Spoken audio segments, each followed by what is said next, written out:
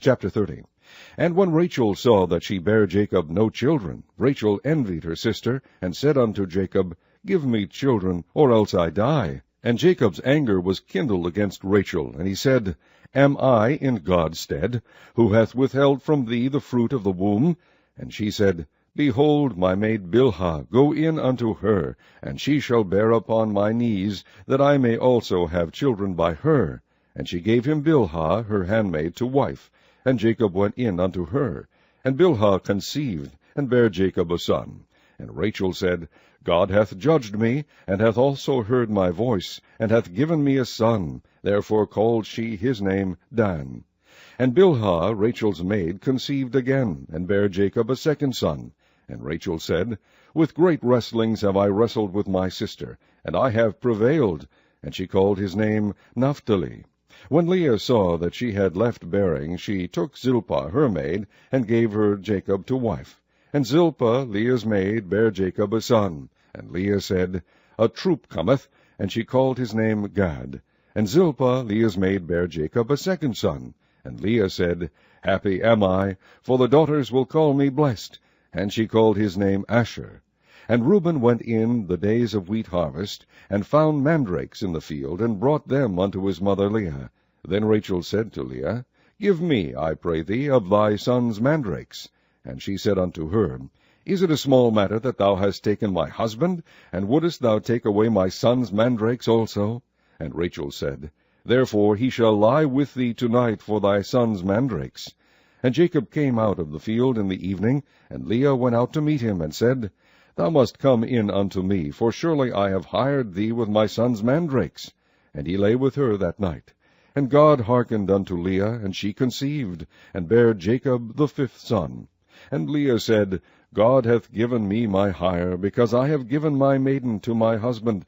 And she called his name Issachar. And Leah conceived again, and bare Jacob the sixth son. And Leah said, God hath endued me with a good dowry. Now will my husband dwell with me, because I have borne him 6 sons. And she called his name Zebulun. And afterward she bare a daughter, and called her name Dinah. And God remembered Rachel, and God hearkened to her, and opened her womb. And she conceived, and bare a son, and said, God hath taken away my reproach. And she called his name Joseph, and said, The Lord shall add to me another son. And it came to pass, when Rachel had borne Joseph, that Jacob said unto Laban, Send me away, that I may go unto mine own place, and to my country.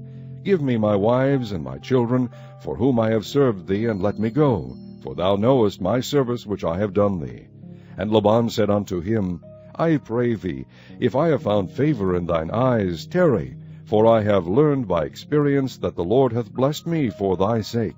And he said, Appoint me thy wages, and I will give it.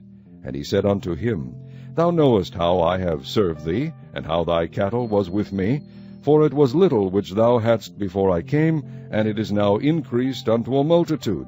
And the Lord hath blessed thee since my coming. And now when shall I provide for mine own house also? And he said, What shall I give thee? And Jacob said, Thou shalt not give me anything. If thou wilt do this thing for me, I will again feed and keep thy flock. And I will pass through all thy flock today, removing from thence all the speckled and spotted cattle, and all the brown cattle among the sheep, and the spotted and speckled among the goats, and of such shall be my hire. So shall my righteousness answer for me in time to come, when it shall come for my hire before thy face. Every one that is not speckled and spotted among the goats, and brown among the sheep, that shall be counted stolen with me. And Laban said, Behold, I would it might be according to thy word. And he removed that day the he-goats that were ring-straked and spotted, and all the she-goats that were speckled and spotted, and every one that had some white in it, and all the brown among the sheep, and gave them into the hand of his sons. And he set 3 days' journey betwixt himself and Jacob fed the rest of Laban's flocks. And Jacob took him rods of green poplar, and of the hazel and chestnut tree, and pilled white strakes in them, and made the white appear which was in the rods. And he set the rods which he had pilled before the flocks in the gutters in the watering troughs, when the flocks came to drink, that they should conceive when they came to drink. And the flocks conceived before the rods, and brought forth cattle ring-straked, speckled, and spotted. And Jacob did separate the lambs, and set the faces of the flocks toward the ringstrait, and all the brown in the flock of Laban. And he put his own flocks by themselves, and put them not unto Laban's cattle. And it came to pass, whensoever the stronger cattle did conceive, that Jacob laid the rods before the eyes of the cattle in the gutters, that they might conceive among the rods. But when the cattle were feeble, he put them not in. So the feebler were Laban's, and the stronger Jacob's. And the man increased exceedingly, and had much cattle, and maidservants, and menservants, and camels, and asses.